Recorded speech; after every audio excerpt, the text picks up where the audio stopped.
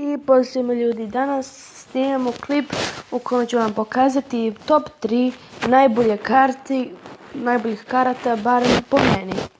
Znači, treća najbolja po meni karta je Executioner.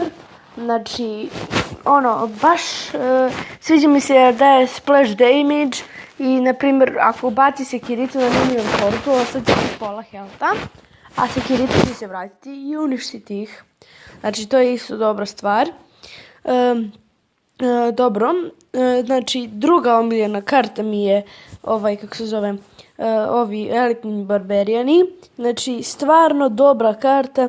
Pojavili su se pre nekoliko nedelja, nekoliko mjeseci, ne znam sad točno.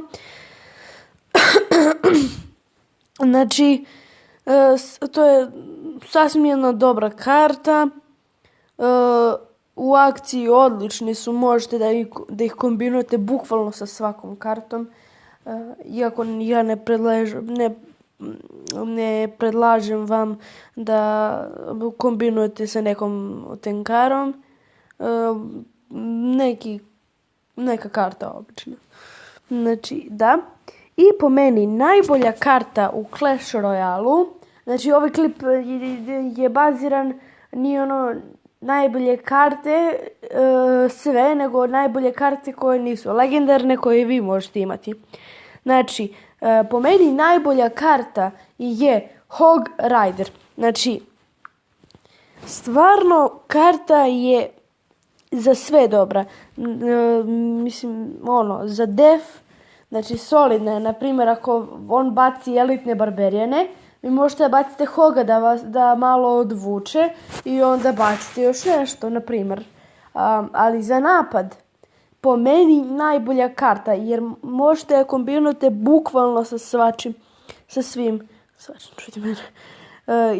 I stvarno, karta je previše dobra za igricu, bukvalno. Evo, ja sad hoću da mi bude level 8, ali najpre requestam ovog Ice Golema da mi bude level 7, zato što mnogo ljudi ima na level 4, valjda Skeleton Army, pa ovaj im neće da ih skine Skeleton Army, nego samo pola, na primjer od jednog skeletona, što je baš I ništa, to je bilo to što sam htio da vam kažem. Inače, izlazi ovaj novi Retro Royal. Znači, ne znam šta se tu radi, ali vidim na 5 vina dobijemo Magical Chest. Znači, iz Magical Chesta ja u životu jednu kartu nisam dobio. Kažem vam. Ali vidite ovdje kako ide na 2 vina Silver Chest, Golden Chest i treba ovdje da bude Super Magical Chest. Zašto nije? Zamislite stvarno. Evo ovdje, kako se zove, 3000 coinsa, a za početak 10 ovih. Ja mislim da će kad pobedite, kada završite da i košta 10 ovih gemova, pošto bilo bi previše iskreno, 100.